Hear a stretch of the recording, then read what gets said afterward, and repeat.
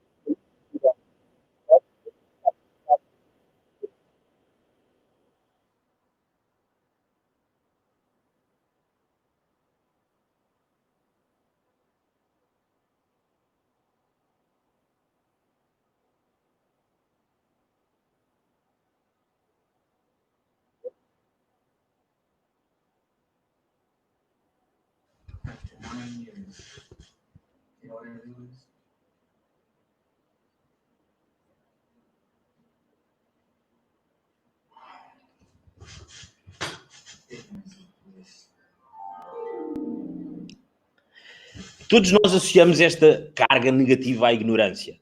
Nos últimos anos, eu comecei por estudar informática e gestão de empresas, portanto, eu desde a minha formação académica que estive no meio de ter um curso que se acaba sem perceber nem muito de informática, nem muito de gestão de empresas. Comecei e fiz a minha carreira numa área de advisory, que fica ali um bocadinho no meio da auditoria e da consultoria, e profissionalmente o meu trabalho, como o Tonico apresentava, é ser Leading Executive Advisor, que essencialmente eu trabalho com a transformação digital e ajudo as organizações a entender o potencial digital para levarem as suas estratégias de negócio. Mas tenho a felicidade de me convidarem há alguns anos para também dar aulas em universidades. É uma coisa que me dá um prazer enorme e, nesse sentido, eu, por não ter seguido a carreira académica, costumo dizer que sou partilhador.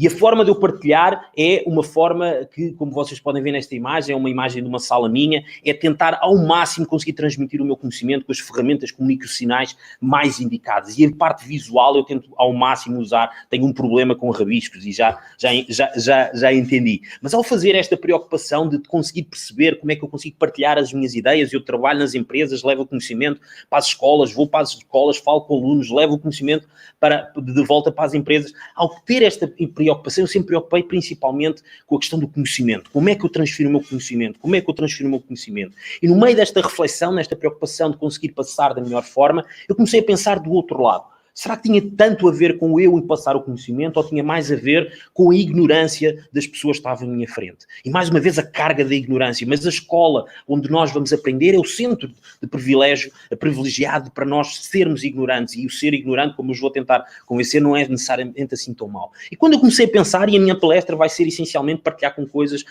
com vocês que eu fui lendo, fui vendo e fui estudando ao longo dos tempos. E quando comecei a ler, e há muito tempo atrás, alguns de vocês certamente terão lido o Homo sapiens, eu falo muito daquilo que é a visão da tecnologia, mas numa perspectiva mais do negócio, mais da função da tecnologia. E comecei a falar e a entender essencialmente este fenómeno da complexidade.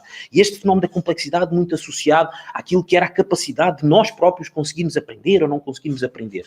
Um dos livros giríssimos, que talvez, como eu dizia, vocês devem ter lido, o Homo Sapiens, fala muito deste fenómeno da revolução cognitiva, que aconteceu no momento em que o homem, as tribos onde vivíamos, deixaram de ser possíveis de estarem em conjunto e passaram a ser tribos maiores. E nesse momento foi definido um número, o número 125, entendido como o número máximo que um grupo de pessoas poderia entender e conhecer-se na perfeição. A partir daí nasce esta questão do boato, da história. E isto marca a nossa revolução como Homo sapiens, ou seja, quando nós precisamos de contar histórias porque nós não assistíamos às coisas. E todos nós contamos histórias, todos nós refletimos sobre isto. E começámos a utilizar estas histórias precisamente pela impossibilidade de nós entendermos os fenómenos numéricos, a quantidade. E estas partidas que o cérebro nos faz há muito tempo. E a questão dos números é cada vez mais essencial. Ainda agora, neste fenómeno pandémico, chovem números à nossa volta e nós achamos que conhecemos os números. Mas, na verdade, deixem-me partilhar com vocês aqui alguns números para percebermos que nós não temos assim tanta capacidade de perceber números. Por exemplo, é um número muito interessante que a Cleópatra viveu mais perto do aparecimento do iPhone do que propriamente da construção da Grande Pirâmide do Egito. Outro número, os mamutes extinguiram-se só 1000 anos depois da construção da Grande Pirâmide. 50% do ADN humano são iguais às bananas. Hoje, eu consultei estes números, nós somos mais de 7 bilhões de pessoas em todo o mundo. Hoje, às 7 da tarde, tinham nascido 305.700 novos bebés. Na verdade, São Marino é o país que está a ser mais afetado com a pandemia do Covid. Na verdade, existem 699 casos e morreram 1.238 pessoas por 1 milhão de população. Ok? Nós, na verdade, se nós hoje olharmos para a utilização digital, nós em 2 minutos tiramos mais fotografias em que em todo o século XIX.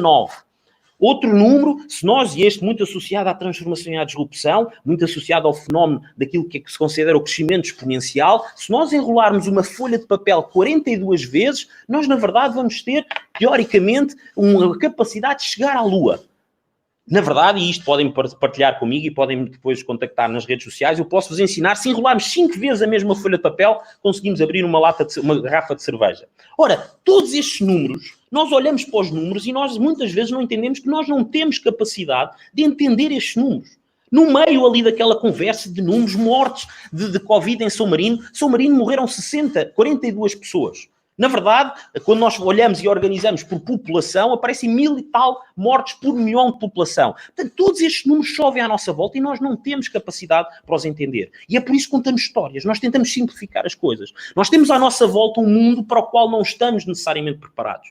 O nosso cérebro prega-nos partilhas, porque o nosso cérebro consegue perceber essencialmente fenómenos complicados. Nós realizamos tarefas, nós somos preparados para ler do início ao fim, nós somos bons a desatar nós que têm um início, um meio e um fim. Nós não temos a mesma capacidade e não reconhecemos e muitas vezes não entendemos de lidar com fenómenos complexos. A complexidade é um fenómeno espacial, é um fenómeno que não tem a ver com a ação, tem a ver com representação. E este lado do nosso cérebro, de conseguir entender fenómenos complexos, está muito menos desenvolvida naturalmente e é muito menos utilizada do que o outro lado de resolver problemas. Por isso, nós, tudo o que acontece à nossa volta, nós entendemos, a maior parte das vezes, como fenómenos complicados. Tudo isto é complicado, o mundo é complicado. E, na verdade, o mundo é complexo. E nós temos limitações humanas que nos limitam, como eu demonstrei, de entender fenómenos complexos. E é um bocadinho isto que começou a despertar e hoje existe a toda a nossa volta. Hoje nós falamos de uma polarização. E esta polarização é simplesmente um fenómeno de defesa do ser humano. O ser humano, por toda esta impossibilidade de entender fenómenos complexos, por toda esta impossibilidade de entender os grandes números, o que acaba por fazer é focar-se nisto da polarização do sim, do não, do bom, do mau, do esquerda-direita, de fenómenos que consiga entender.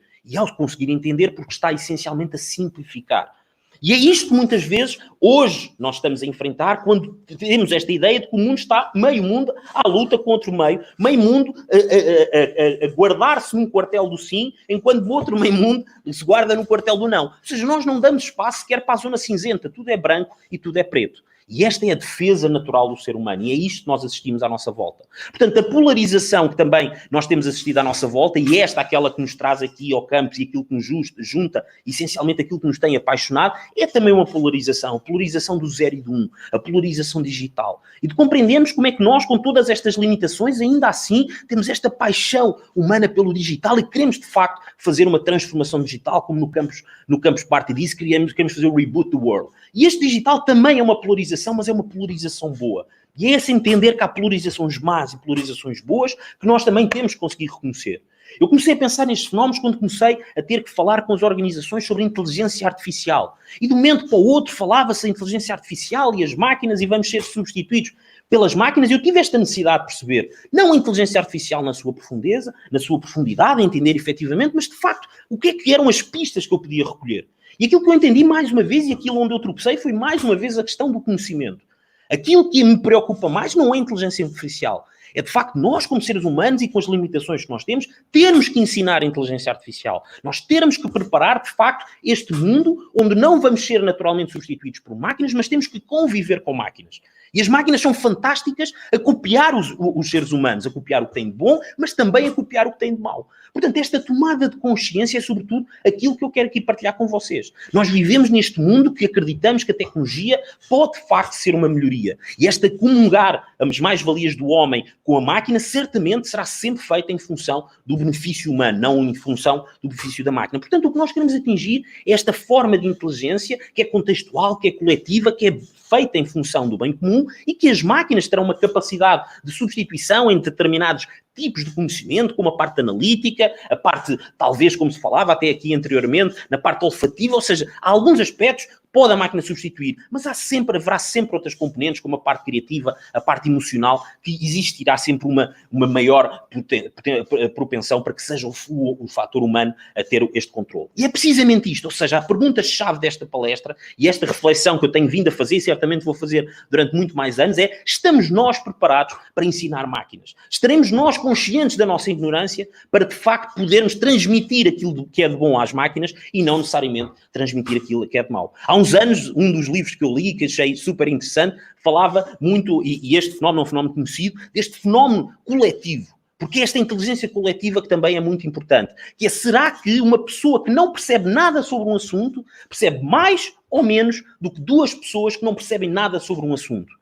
E esta é uma pergunta muito interessante, porque o conhecimento não é só o conhecimento que nós temos na nossa cabeça, é o conhecimento que nós conseguimos valorizar de forma contextual e coletiva. E aquilo que é a conclusão, muitas vezes, destas questões, se nós procurarmos e se lemos sobre elas, é que provavelmente o fenómeno de grupo torna as pessoas ainda mais ignorantes que um indivíduo. Duas pessoas que não sabem nada sobre um fenómeno, provavelmente sabem menos do que uma pessoa que não sabe nada sobre um fenómeno.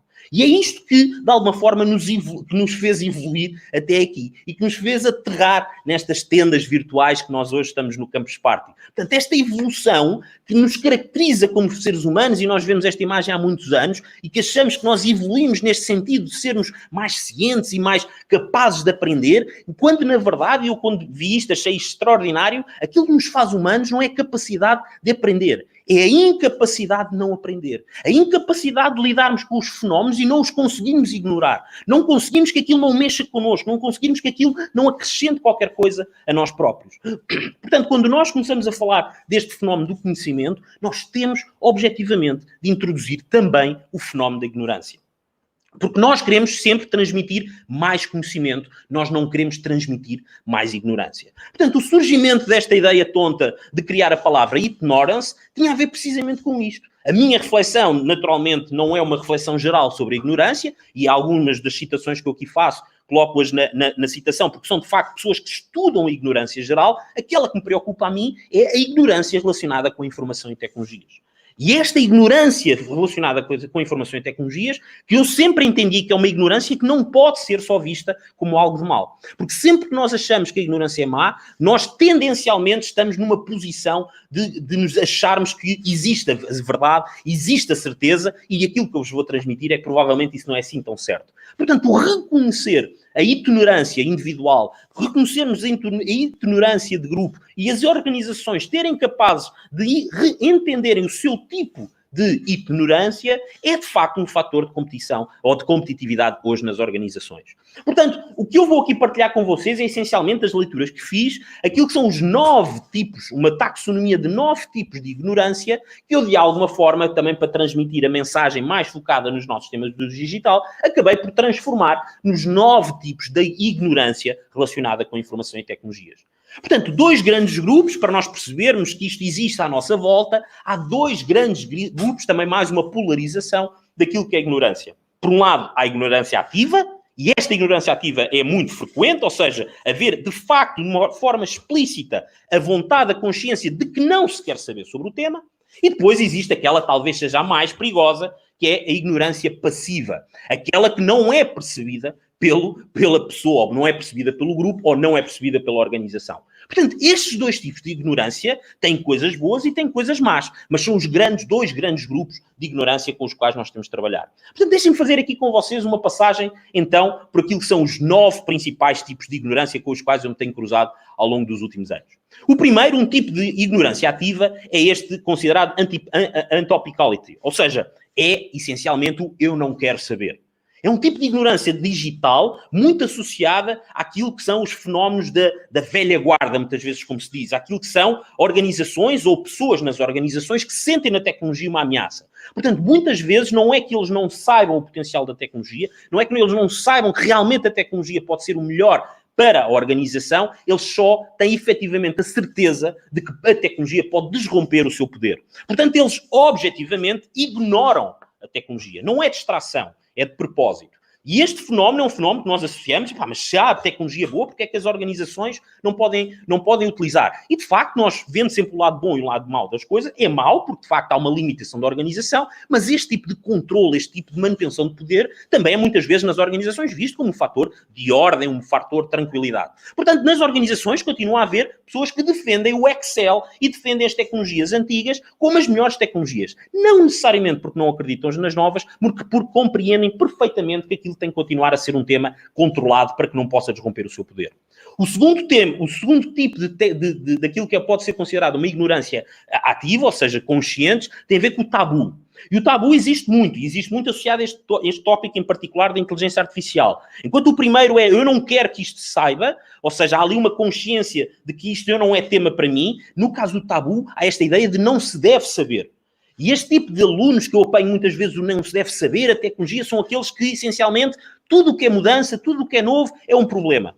Portanto, quando se vê a tecnologia como uma evolução, qualquer evolução, por definição, são pessoas que realmente acreditam que o fator humano, que o homem está no centro do universo, como é natural, e que a tecnologia pode romper. Portanto, é o tipo de pessoas, se nós estivéssemos a dar este poder desde o início dos tempos, nunca teríamos tido sequer a pedra lascada, porque a pedra lascada, apesar de ter sido uma revolução de uma ferramenta, poderia, desde aquele momento, começar a ser também uma ameaça para o ser humano. Portanto, muitas vezes são criados tabus em torno da tecnologia por haver esta falta de consciência de que, sim, as tecnologias têm um lado mau, mas têm sempre, e eu acredito, têm sempre mais lados bons do que maus. O terceiro é muito associado àquilo que são os especialistas. Um tipo de ignorância que é muito interessante, porque não é uma ignorância na substância dos temas. Muitas vezes o especialista, até um especialista tecnológico, um especialista destes temas, é de facto alguém muito credível e com muito conhecimento, mas são undecidability, não conseguem decidir, não conseguem assumir que está bom, vamos aplicar a tecnologia, vamos utilizar a tecnologia em função da organização. Querem sempre mais, e mais, e mais. Vamos investigar mais, vamos aprofundar mais. Portanto, têm a capacidade de ir ao detalhe das coisas, mas têm uma grande limitação, que é no final do dia uma capacidade ou uma incapacidade que se traduz em ignorância, de aplicar o conhecimento em função daquilo que é a sua realidade. Portanto, muitas vezes são os nossos mentores, são os nossos professores, que são especialistas numa área, mas têm muita dificuldade em ver as sinergias com as áreas laterais. Outro tipo de ignorância, e agora entrando no outro lado da ignorância, o tipo de ignorância passiva, de não sabemos que somos essencialmente ignorantes, o primeiro é o da confusão. Okay? Nas tecnologias existe este fenómeno de qualquer jovem hoje em dia ou qualquer pessoa que utiliza o Instagram ou o TikTok acha que é efetivamente um especialista de tecnologias. Porque de facto é especialista numa função da tecnologia. E esta incapacidade de conseguir perceber muitas vezes as diferenças e as funcionalidades que a tecnologia pode ter leva-nos a este tipo de ignorância, que é fazer confusões. Eu, quando há uns anos atrás, recordo-me sempre desta história, que falava com um jovem, porque queria, num processo de recrutamento, e lhe perguntava quem é que eu sou, numa processo de entrevista. Ele ficou pasmado, e eu respondi-lhe, mas tu és capaz nas redes sociais engatar miúdas, tu és capaz nas redes sociais interagir e fazer todo o tipo de pesquisa para saber quem é e quem é que são as amigas e onde é que ela vai estar, e tu não foste capaz de vir a uma entrevista de emprego e fazer uma pesquisa no LinkedIn para saber quem é que eu sou? Portanto, este tipo de confusão da tecnologia muitas vezes leva-nos a olhar para a tecnologia com uma única função. E pessoas que são fantásticas a lidarem com isto, que muitas vezes é o marketing digital, a camada digital na perspectiva mais, essencialmente, substituição dos fenómenos de marketing tradicionais, a incapacidade de depois conseguirem compreender, muitas vezes, o resto do fenómeno. Portanto, confundem marketing digital, muitas vezes, com transformação digital, porque não conseguem, muitas vezes, compreender a multiplicidade de utilidades ou de funções que a tecnologia pode ter. E a mesma tecnologia, muitas vezes. Portanto, este tipo de confusão é, como eu dizia, o primeiro passivo. Portanto, as pessoas não estão tão alertas como o primeiro grupo que eu falei. O que vem a seguir é a inaccuracy, ou seja, na verdade, há aqui uma perspectiva, e eu enquadro-me pessoalmente na minha reflexão neste grupo, que é aquele tipo de conhecimento essencialmente geral. Muitas vezes diz as pessoas que know that but don't know how. Ou seja, conhecemos essencialmente aquilo que são as características gerais dos fenómenos. Alguém como eu, que trabalha essencialmente nesta ponte entre o negócio e a tecnologia, eu sempre fui um especialista em não ser especialista. Eu sempre fui muito melhor a fazer pontes entre o negócio e o IT do que a ser especialista de uma função de negócio ou uma especialista de uma função de IT. Portanto, também isto é uma parte de ignorância, é um tipo de ignorância. É a capacidade, e o que eu acho que é interessante conseguir fazer pontos, mas a ignorância de aprofundar os temas onde eles estão. Portanto, não ir ao pormenor das coisas, mas reconhecer as coisas é também um tipo de ignorância. Depois vem esta vagueness, ou seja, esta neblina que muitas vezes existe ao nível das tecnologias. Eu aqui enquadrei, talvez esteja mais perto daquilo que é a atitude dos millennials, talvez o próprio Campus Party, ok? Nós vemos nas tecnologias esta ansiedade dos millennials de mudar o mundo. Ok? E vamos mudar tudo, ou vamos mudar várias coisas. E depois começamos muitas vezes a utilizar este conceito do várias, não é? E o várias é aquele fenómeno que diz, vou mudar várias coisas, não é? Isto está tudo mal, ou está genericamente mal. E nós não conseguimos perceber, de facto, mas o que é várias coisas más? São 2 coisas más? São 10 coisas más? Quantas coisas é que estão más? Portanto, esta vagueness tem muito a ver com esta incapacidade de nós conseguirmos entender as tecnologias nessa sua capacidade, não só de mudar o todo, mas potencialmente mudar o particular. Portanto, os millennials têm esta fantástica atitude perante a vida de mudar o mundo e muitas vezes não conseguem, também é uma forma de ignorância, mudar o seu bairro. São incapazes de mudar o detalhe porque estão sempre focados na tal vagueness, na tal capacidade de mudar o tudo e muitas vezes, como nós temos assistido, incapazes depois no terreno, naquilo que é a sua proximidade, terem mais dificuldades em aplicar exatamente os mesmos conhecimentos. Temos aqui um tipo de ignorância que também está muito perto e é uma ignorância que tem os lados bons e os lados maus. Depois temos a ignorância da probabilidade. Portanto, a ignorância da probabilidade, eu também trabalho com ela muito de perto, desde muito cedo, porque eu trabalho na área de risco. E a ignorância da probabilidade é precisamente a ignorância associada aos riscos da tecnologia. Eu trabalho o tema da cibersegurança, que é efetivamente este fenómeno. Ou seja, nós estamos sempre a falar no futuro. Eu, durante anos, trabalho como profissional de segurança e eu sou o chato que está sempre a falar no que pode correr mal. E nós falarmos do futuro é, por definição, um tipo de ignorância. Porque nós não estamos a falar mais do que em probabilidades. Nós estamos a falar naquilo que é provável que venha a acontecer.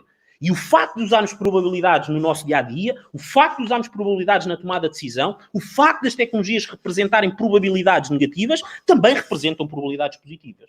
Portanto, é um tipo de ignorância que está todos os dias à nossa volta e que exige, essencialmente, que nós consigamos aprofundar naquilo que é a nossa capacidade de olhar para probabilidades, mas, sobretudo, não ficarmos bloqueados pelas probabilidades e tomarmos decisões em função dessas probabilidades. Portanto, é esta capacidade de nós olharmos para os fenómenos e reconhecermos que há uma falha, e isto, os millennials e a malta dos startups é fantástica, porque quando eles dizem, vão lançar uma startup, alguém lhes diz, mas as startups, 90% das startups falham. E eles dizem, mas há 10% que acertam, não é? Portanto, esta capacidade de uns olharem para uma probabilidade negativa e os outros olharem para a probabilidade positiva do digital é também uma forma de ignorância. Depois a ambiguidade. A ambiguidade eu associei aqui muito associada àquilo que são os profissionais de venda da tecnologia. Naturalmente, os profissionais, eu conheço profissionais extraordinários da venda da tecnologia, mas muitas vezes nas áreas comerciais os profissionais são efetivamente bons bons comerciais. E são bons comerciais a vender tecnologia como venderiam outra coisa qualquer. Porque o que eles são efetivamente bons é conseguir criar ligações com aqueles que vão potencialmente comprar os seus produtos. Portanto, a ambiguidade é muitas vezes uma técnica que envolve ignorância, porque envolve a utilização de expressões ou a utilização de fraquezas no canal da comunicação em favor daquele que está a falar. Por exemplo, nós ouvimos muitas vezes dizer "This is the hottest technology". Esta tecnologia é uma tecnologia quente. E nós podemos dizer, mas quente? Quente de bom? Hot? Ou quente de isto basicamente está numa temperatura alta e vai arder a qualquer momento? Portanto, nós muitas vezes no nosso discurso, no nosso dia-a-dia, utilizamos esta ambiguidade a favor dos nossos interesses, explorando objetivamente esta ignorância de reconhecer que as coisas são como são. Portanto, há de facto no nosso mundo, na forma como nós comunicamos, muita ambiguidade e naturalmente esta ambiguidade está associada à ignorância.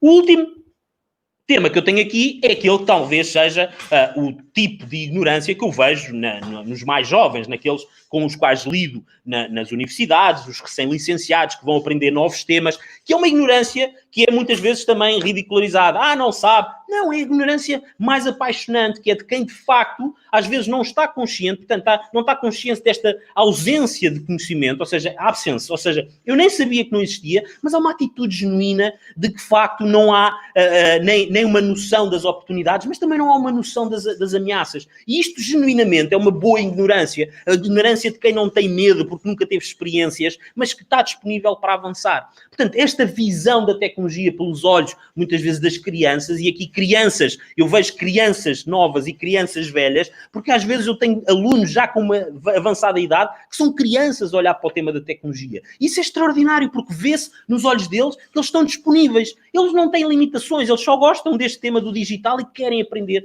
mais e mais e mais. Portanto, é um tipo de ignorância que pode ser penalizado muitas vezes na nossa sociedade e na forma como o entendemos, mas é um tipo de ignorância muito bom. Portanto, resumindo um pouco este fenómeno à luz daquilo que é o exercício que vocês nos últimos 3 dias acompanharam no Campus Party e todos acreditamos ou esperamos que no próximo ano possa voltar a ser vivido mesmo nas tendas, ok? Este diagrama resume aquilo que é um fenómeno como o Campus Party. Um fenómeno de alguém que sabe que num ponto inicial está muitas vezes fora da tenda. Está naquele unknowns unknowns. Eu nem sei que não sei. Ok? Portanto, esta nem sequer reconhecer a existência do conhecimento. Mas assim que nós entramos no Campus Party, assim que nós entramos na tenda do conhecimento, nós, na verdade, temos ali vários caminhos. Nós, ao entrarmos num evento deste, todas as vezes que eu entro numa aula, todas as vezes que eu lido com um novo fenómeno, eu reconheço a minha ignorância. Portanto, o primeiro ponto, reconhecermos o nosso tipo de ignorância é fundamental. Porque se nós reconhecermos o nosso tipo de ignorância, depois temos 2 saídas. A boa e a má. Aquilo que talvez seja a maior luta que todos nós temos que travar é esta fuga da ignorância para aquilo que nós consideramos o conhecimento negativo. E isto é um dead hand. Alguém que reconhece a sua ignorância e opta por escolher um conhecimento negativo, um conhecimento que vai penalizar, muitas vezes não só assim, mas os outros, é um dead hand. Aquilo que nós queremos que, de facto, exista, no caso do Campus Party, mas sempre que estamos disponíveis para aprender, é o outro lado. Nós queremos perceber o que é que não sabemos. Porque quando nós estamos ignorantes e percebemos que não sabemos, então é isto que lá na base aqui deste gráfico eu mostro. Nós queremos estender o nosso conhecimento. E cada vez que estendemos o nosso conhecimento, abre-se a maravilhosa porta, novamente, da ignorância. Quanto mais nós sabemos, mais ignorantes ficamos. Muitas vezes dizemos isto. E é este ciclo da ignorância que nós temos que compreender para continuarmos a tirar o melhor partido da tecnologia. Nós devemos olhar para a tecnologia como uma oportunidade, como uma necessidade de conhecimento, mas temos efetivamente de tomar consciência da ignorância, da dimensão, da escala do fenómeno que está à nossa volta. Porque aquilo que é a minha recomendação final para vocês é que, de facto, vale a pena aprender. Vale a pena ser ignorante para ter a vontade de aprender. Porque quanto mais the more you know, the less you know. É no conhecimento que está, de facto, a oportunidade de não dizer não à vida, não dizer não às coisas, mas dizer sim e estar continuamente a querer aprender. Muito obrigado a todos por terem assistido à minha palestra. Estou à vossa disposição nas redes sociais por aí fora. Eu acho que não tenho aqui muito mais tempo para falar. Não sei se está aqui alguma questão. Portanto, não tenho aqui nenhuma questão. Também estou em cima do meu tempo. Foi um prazer enorme ter participado nesta iniciativa do primeiro Campus Party Digital. Muito obrigado e até à próxima.